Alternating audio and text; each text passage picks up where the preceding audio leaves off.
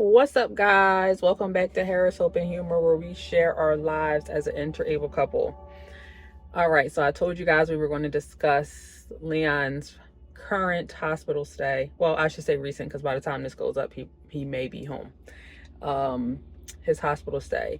And caveat, I don't like the way the headphone looks in the video. I don't know if I love the audio as much as if we were using a microphone.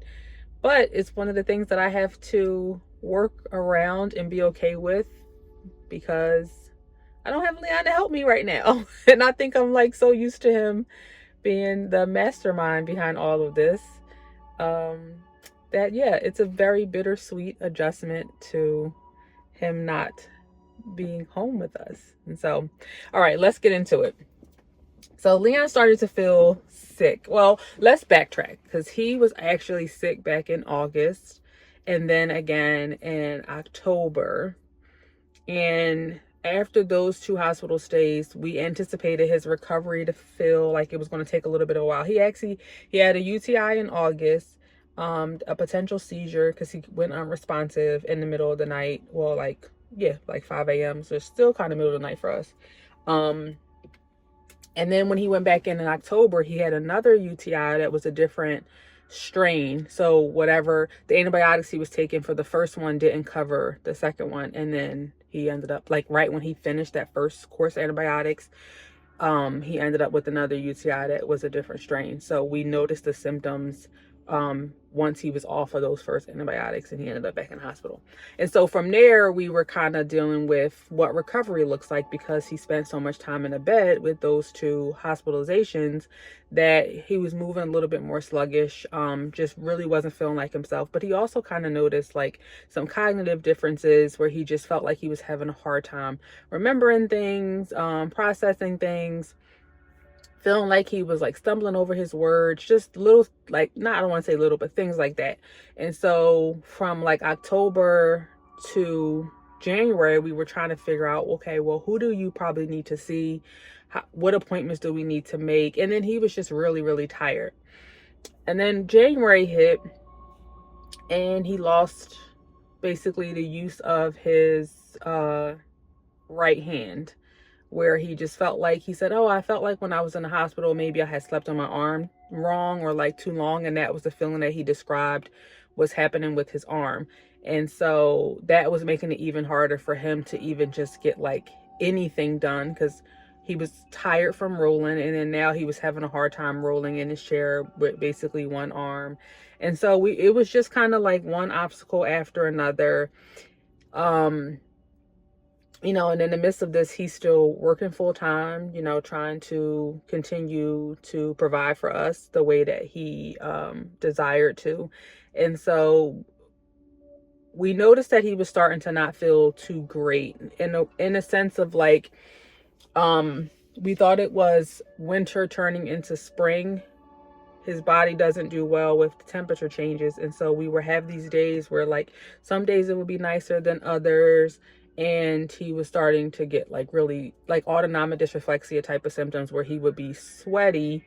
And we couldn't really pinpoint how to get the sweating to stop. We would do like a whole body system check, where it's like, okay, let's make sure he's not sitting on anything wrong, or there's not like a pressure sore or a burn somewhere, something that needs like attention. Like we would change his catheter out to make sure it wasn't kinked in any way. And we were just kind of like chasing our tail with this and just not really sure which direction to go in. So now at this point, we're at the day of the solar eclipse, and he had a doctor's appointment. We go to the doctor's appointment, and I said to him before the doctor's appointment, I said, do you think you're going to end up having to go to the hospital? And he's like, I don't know, do you? And I was like, I wouldn't be surprised. I'm not 100% sure, but I wouldn't be surprised, because the presentation just felt different than what we were kind of used to. There were some similarities, but then there were also some differences. So we go to this doctor's appointment, and so she was kind of like, his primary care physician felt like she didn't think he needed to go to the hospital quite yet. But we did do lab work, and then, if anything changes, you guys know what to do. And so it was 6 days after his doctor's appointment. He kind of threw in the towel at that point of like, I can't work anymore. You know, he was just having a really hard time. His shoulders were really starting to bother him. He was having a hard time even lifting that arm, almost lifting both arms at this point. Really just no energy. And then we were at the point where we were thinking, okay, well, she prescribed a low dose antibiotic, and we were doing like iron supplements, and we were finding ways to hydrate him, and thinking that we just needed to give it some time for things to turn around. And so it was Sunday going into Monday, because it literally was like 11:45, midnight-ish. I noticed that he just started to change, meaning his speech started to seem really slurred. And, you know, he's like, well, this has happened before. So he wasn't thinking anything of it. And I was just kind of like, my gut was like, for this change to kind of happen suddenly, on top of him just being really, really sluggish and really weak and really tired and really in pain. And I said, you know, to myself, I said, well, if maybe tomorrow, like, let's see how we feel tomorrow. And then he started to he started to present as confused. Like, he was asking questions that made sense but didn't make sense. So like, one of the questions he asked was like, was Noelle asleep? Yeah, she's asleep. But to me, it was kind of like, why are you wondering if she's asleep? And it's almost midnight. She's been asleep for hours now. And then he asked, was she bringing us something to eat? Like, you know, pretend food. And I was like, okay. So then I said, do you know what day it is? Who's the president? And so he was able to answer those questions. And then he asked me, was I going to go take my face mask off? He thought I was like doing a self-care. And I was like, I think we need to call 911. And the reason why I decided to call 911 was because Noelle was asleep. And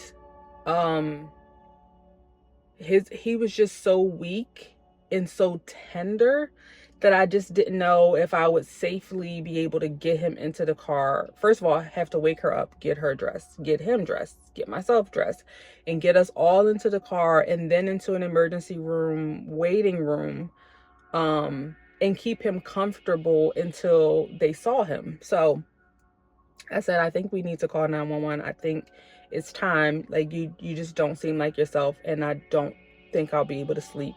I'm afraid that like you're not going to make it through the night, and I would have regrets about that. So, you know, he was fine with that. He said, listen, if you think it's time to make the call, let's make the call. And so we made the call. He goes in, and yeah, so he, at the time of me recording this video, he has been there for almost 5 weeks. There was a process to figure out, to pinpoint exactly where the infection was coming from. We all know that there's a great possibility that it was a UTI, because that's typically the type of infection that he gets. But at the level of the level in which he presented when he got to the hospital, he was septic already, meaning that it had already entered his bloodstream, and it was also spots of infection in his lungs. And so we had to do cultures, which takes time to really figure out the infection source and figure out the best way to treat the infection. But then they were also we were just uncovering more and more things, literally every day, week after week. And so they found pockets of fluids underneath his belly and also on his thighs, which I'm still very confused about. I'm not versed enough in wounds to know which comes first. And so he had to have those like drains put in for those. He had to go to the operating room to have those opened up and drained. You know, just being in the bed that long also caused new pressure sores. Like, everything felt so out of whack. He was requiring, you know, support for his blood pressure, for his heart rate, for his sodium levels. He needed magnesium. His glucose was off. Like everything just seemed very critical. And even after uh, being in intensive care for as long as he was and being on antibiotics for as long as he was, it just felt like we kept running into hurdle after hurdle after hurdle. And it honestly, it felt like a full month of just bad news and just a whole different experience than what we have been used to, which is typically, he needs a course of antibiotics and he gets better, and then we move on, and maybe, he might be there for a week, and then we'll finish antibiotics at home and he'll follow up in the office. But no, it's been going on 5 weeks. Now, part of that is also the shoulders. He figured, I'm here. I want somebody to address this shoulder pain, somebody to address my level of function at this point. He's 18 years in his chair, and, he was pretty much like, I thank God for the miracle that I had, which was the use of my arms, because they didn't think that he was supposed to be able to use his arms this entire time. And so he was just kind of like, rest in peace to the mobility that I had, and like, what's next type of thing. And so now they're in this process of him still being in there. They're working out what could be the issue with the shoulders. Are they infected? Is this part of everything else that they're seeing? Is this another infection that needs to be treated? Or is it something that they refer to as frozen shoulder, which is more of like the less clinical term for it, where his shoulders are just really overworked from being in the manual chair and being as independent as he has been. And it probably needs a lot of like rehab.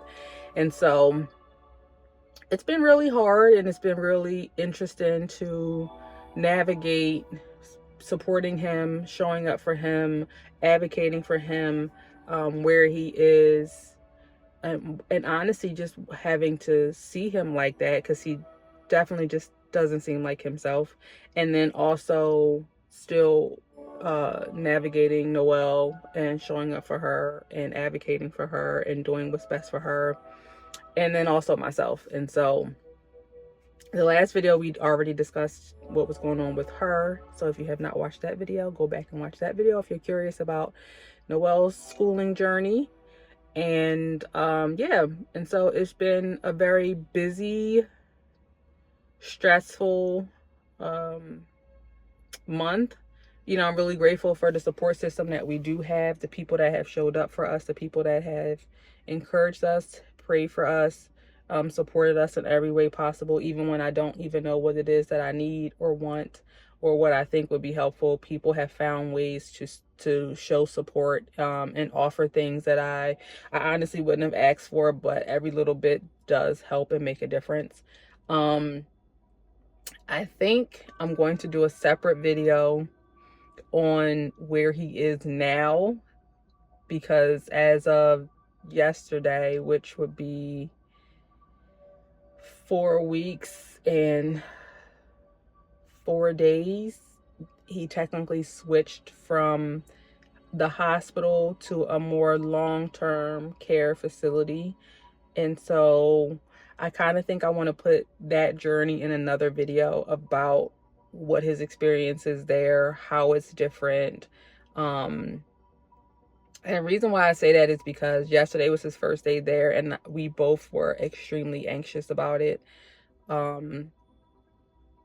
Unfortunately, after being in the hospital for a month and you getting used to certain people, like having the same nurses and having the same doctors, and kind of getting a sense of a routine and knowing what to expect around what time your doctors are going to make rounds and what time they typically come in, and your entire team of, because Leon was being seen by a lot of specialties: hematology, I completely drew a blank, kidney doctor, hematology, wound care, surgery, and then the ICU doctors. And so now it's kind of like having to get used to a completely different staff of people and how they may do things. And so I feel really terrible that his first day there was very like tense. Like so he transferred, and I got there maybe about an hour and a half after he was into his new space. And you know, just to see him not be happy, and to see him kind of like, you know, just to see that worry on his face and those concerns, and just kind of like, you know, it's tough enough and it's draining enough to have to do all of this, and then to just not feel super welcome. um it, it's hard. It's hard. And I also understand the healthcare perspective of it, but in this situation, I'm the wife, and so he's my main concern. And even though I can understand healthcare workers and their responsibility and their workload, um I want to understand that, but I also want to advocate for him, because this is a different perspective. Even when you know how busy they can be, to be on this side of it, it still sucks. And even when you understand it, there's still a level of care that you want your loved ones to have, and you believe, and you know that they deserve. And even if the intention isn't there to make somebody feel unwelcomed, or to make them feel almost like a burden, or just kind of worried, you know, that can still exist unintentionally. So I think, yeah, I think I'm going to do another video, give it some more time, you know, check in with him a little bit more as I can, because even at this point now, with Noel being home a lot more, it's even harder to be with him. You know, I'm there as much as I can be. That's something that I'm grateful for, to have people that are willing to take her every single week. At least once a week I have somebody, one person that's like, yep, I'll take her this day this week, and it's very helpful.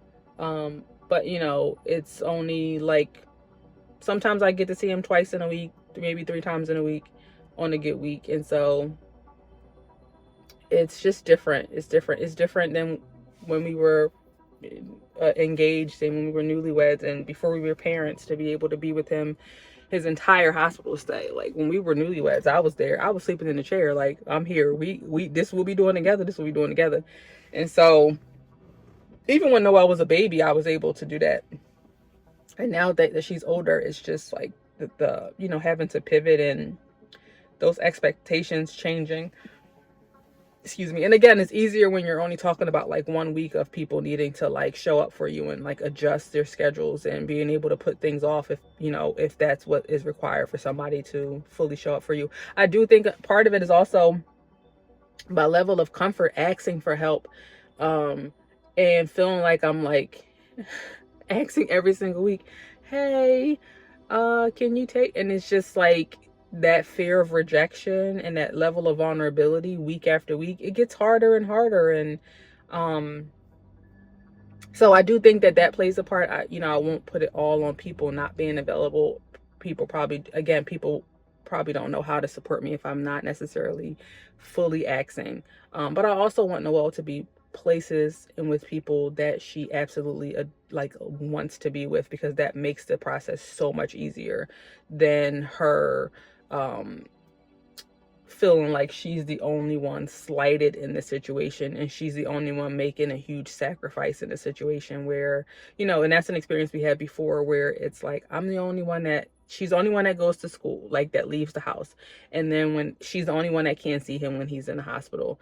And so you know, I do consider her feelings and how that must feel for her, where it's for, in her mind, it's like, why do you always get to see daddy and I don't? And not only am I not seeing daddy, I'm constantly having to be somewhere else and with other people and in somebody else's environment, and not where I want to be, and doing the things that I enjoy doing. And you know, she, at this point, she's only 6, and so these things were things that happened prior. And so, you know, it's like it's something that you are grateful for, when people are willing to like show up for you and help. But she is also one of my main priorities, and so how she feels and how she's processing this, I definitely want to be very mindful of.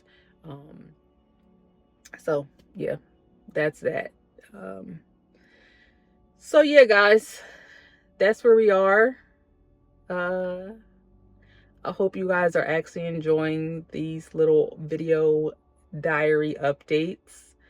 it's such an easy way for me to just fill everybody in and make content without having to overthink it. And so things won't always be like this, but this is where we are right now. And I appreciate you guys watching. See you in the next video. Bye.